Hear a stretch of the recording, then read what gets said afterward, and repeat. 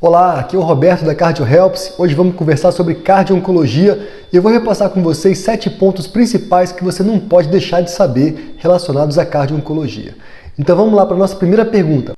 Quais drogas do tratamento oncológico eu preciso ficar atento em relação a efeitos colaterais no sistema cardiovascular? Bom, geralmente quando a gente fala de cardiotoxicidade por quimioterápico, a gente fala principalmente das antraciclinas, por exemplo, a doxorubicina. Principalmente quando associadas aí à ciclofosfamida, elas têm um efeito tóxico sobre o miocárdio que é irreversível, é a famosa cardiotoxicidade do tipo 1. Outras drogas, por exemplo, o trastuzumab, os que inibem a HER2, são drogas que podem ter um efeito cardiotóxico reversível. Então, quando falamos de cardiotoxicidade, essas são as principais. As antraciclinas, portanto, ficam na frente na nossa preocupação em relação à cardiotoxicidade. Então vamos para a pergunta 2. Quais os efeitos colaterais possíveis sobre o sistema cardiovascular? A cardiotoxicidade propriamente dita é o dano miocárdico que pode ser reversível ou irreversível, como já falamos. Mas existem outros possíveis efeitos colaterais, por exemplo, hipertensão arterial. Várias drogas quimioterápicas podem elevar a pressão arterial. Outras drogas quimioterápicas podem provocar vasoespasmo coronário, por exemplo, o 5-fluoruracil. E ainda algumas drogas podem causar um aumento do risco de trombose arterial. Um bom exemplo é a cisplatina. Terceira pergunta, qual é a definição clínica de cardiotoxicidade por quimioterápico? Vamos lá. Cardiotoxicidade seria constatada quando o paciente usa um agente quimioterápico com comprovada cardiotoxicidade, quando ocorre redução da fração de ejeção do ventrículo esquerdo em mais de 10 pontos percentuais para um valor abaixo de 50%. Então, por exemplo, o paciente tinha uma fração de ejeção de 56% antes do início da quimioterapia, e aí depois de algumas sessões de quimioterapia, a fração de ejeção caiu para 44%. Então foi uma redução maior que 10 pontos percentuais para um valor abaixo de 50%. Assim se define cardiotoxicidade clinicamente manifesta. A quarta pergunta, quais são os fatores de risco para a cardiotoxicidade associada a quimioterápicos? Bom, a gente sabe que nem todos os pacientes que fazem quimioterapia com agentes possivelmente cardiotóxicos vão desenvolver cardiotoxicidade. Quem seria o paciente de mais risco? Então vamos lá, pacientes do sexo feminino, nos extremos de idade, pacientes muito jovens ou muito idosas, pacientes com fatores de risco cardiovascular, hipertensão arterial, diabetes, dislipidemia, principalmente quando mal controlados. Pacientes com cardiopatia já estabelecida, com insuficiência cardíaca, com infarto agudo do miocárdio prévio, por exemplo, também são pacientes de mais risco. A dose acumulada de antraciclinas, principalmente quando acima de 300 mg por metro quadrado de superfície corpórea, também aumenta o risco de cardiotoxicidade. Além da dose cumulativa, a infusão muito rápida do agente cardiotóxico, do agente quimioterápico com potencial cardiotóxico, também é um fator de risco para desenvolver cardiotoxicidade. E outro fator de risco já bem conhecido é a realização concomitante de radioterapia torácica, na região torácica. Isso pode aumentar o risco quando associado com agentes quimioterápicos com potencial cardiotóxico. Quinta pergunta, como monitorar a cardiotoxicidade? Isso ainda é um grande dilema, isso é guiado por algumas diretrizes, mas não há um protocolo para ser usado de forma universal. Geralmente há protocolos institucionais. Os pacientes de mais risco para cardiotoxicidade geralmente merecem um acompanhamento seriado. Recomenda-se pelo menos fazer um ecocardiograma no início e no final da quimioterapia. Mas talvez isso seja pouco, porque quando se instala a cardiotoxicidade, o dano já está feito, não tem mais como reverter. Geralmente você vai tratar a insuficiência cardíaca que já está estabelecida.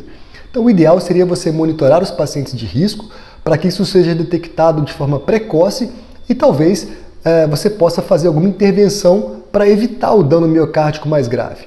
Ou mudar o esquema quimioterápico, ou talvez tentar uma droga que tenha um efeito cardioprotetor. Isso poderia ser possível dentro de alguns protocolos. O que poderia ser feito, por exemplo?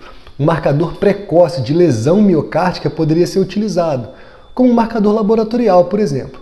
Os principais seriam troponina, mais precoce, então, em primeiro lugar, e talvez o BNP também, que é um marcador de disfunção cardíaca. Então, dosando de forma rotineira após as sessões de quimioterapia, troponina e BNP, a gente poderia ter uma noção de qual paciente está sofrendo lesão miocárdica pelo agente quimioterápico. Isso poderia influenciar alguma modificação na nossa conduta para que a gente evite um dano miocárdico mais grave. Mas só isso seria possível para a gente suspender a quimioterapia, para a gente iniciar alguma medicação? Provavelmente não. Uma outra ferramenta que pode ser muito útil, né, mas claro, usada de forma ainda institucional em alguns locais quando disponível, é o ecocardiograma com strain longitudinal. Qual o racional do strain? Bom, a gente verifica a deformação radial para calcular a fração de ejeção, então talvez isso seja um cálculo que chegue atrasado na detecção de cardiotoxicidade por quimioterápico. No strain longitudinal, existe uma verificação da deformação longitudinal das fibras miocárdicas. Então podemos detectar de forma precoce um acometimento sistólico do ventrículo esquerdo.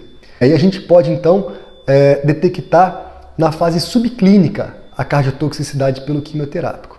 Isso talvez possa nos motivar a modificar o esquema terapêutico do tratamento oncológico ou talvez a iniciar algumas medicações que poderiam ter um efeito cardioprotetor, como por exemplo beta-bloqueadores ou IECA, ou ambos, associados. Poderia ser uma estratégia num paciente com essa lesão miocárdica ainda em fase subclínica. Isso nos leva à nossa próxima pergunta. A sexta pergunta é como prevenir a cardiotoxicidade por quimioterápico? Bom, infelizmente a gente não tem grandes intervenções que possam ter um efeito cardioprotetor. Alguns estudos pequenos com beta-bloqueador, IECA, BRA, espironolactona, tiveram algum sucesso, mas não para desfechos clínicos importantes. São estudos que geram hipóteses, mas falta essa confirmação com robustez científica suficiente para que a gente faça isso de forma mais rotineira. Alguns estudos mais robustos nos levam a tratar o paciente com cardiotoxicidade já estabelecida. Mas o efeito cardioprotetor dessas medicações ainda precisa ser comprovado em estudos clínicos robustos. Na prática, a gente pode utilizar em pacientes selecionados quando se detecta, então, cardiotoxicidade na sua fase inicial, na sua fase subclínica, né?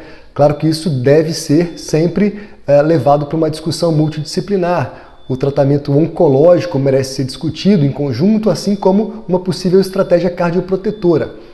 Geralmente essas decisões não são tomadas de forma unilateral, são decisões delicadas que envolvem o tratamento oncológico, mas que envolvem também um possível efeito tóxico do tratamento que pode ser ainda mais grave do que a própria neoplasia. Então a gente deve lembrar que a insuficiência cardíaca com fração de ejeção reduzida pode ter um prognóstico pior do que várias neoplasias que nós conhecemos. De fato, a ICFR geralmente tem um prognóstico pior do que a média de todas as neoplasias. Então, não é simplesmente tratar o tumor, tratar a neoplasia a qualquer preço, a qualquer custo. O custo pode ser muito alto, principalmente quando envolve uma cardiotoxicidade, uma ICFR futura. E a sétima pergunta é: qual é o problema então hoje? Qual é o grande problema que nós podemos ver na cardio-oncologia? Vamos lá. A cardio-oncologia, apesar de estar sendo falada com muito mais frequência nos últimos anos, ainda vemos muitos pacientes que apresentam cardiotoxicidade e infelizmente eles só vão procurar o cardiologista quando o problema já está instalado, quando ele tem uma descompensação por IC, quando a ICFR já está documentada, e aí infelizmente a nossa ação já chega atrasada. A gente tem que tratar uma ICFR que já está estabelecida. Nesses casos o prognóstico já está bem comprometido. O ideal é que a gente tenha uma interação entre cardiologia e oncologia.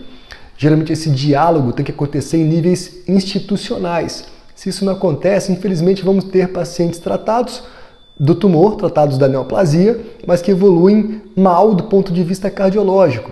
Então, a gente precisa ter protocolos institucionais que gerem essa discussão, essa interdisciplinaridade em prol dos pacientes. Os pacientes vão ter seu tratamento individualizado e seu acompanhamento sendo muito bem monitorado junto com a cardiologia, principalmente os pacientes de risco. E aí sim, desenvolvendo protocolos, utilizando os recursos de maneira racional, quando necessário fazer a monitorização, a gente vai poder detectar precocemente e tratar precocemente sem que ocorra mais danos, maior gravidade e maior custo relacionado ao tratamento de uma insuficiência cardíaca. Espero que você tenha gostado desse vídeo. Temos muito a discutir sobre cardio-oncologia. Esse é um assunto que está bem quente, está muito interessante, a gente precisa trazer isso para a nossa discussão.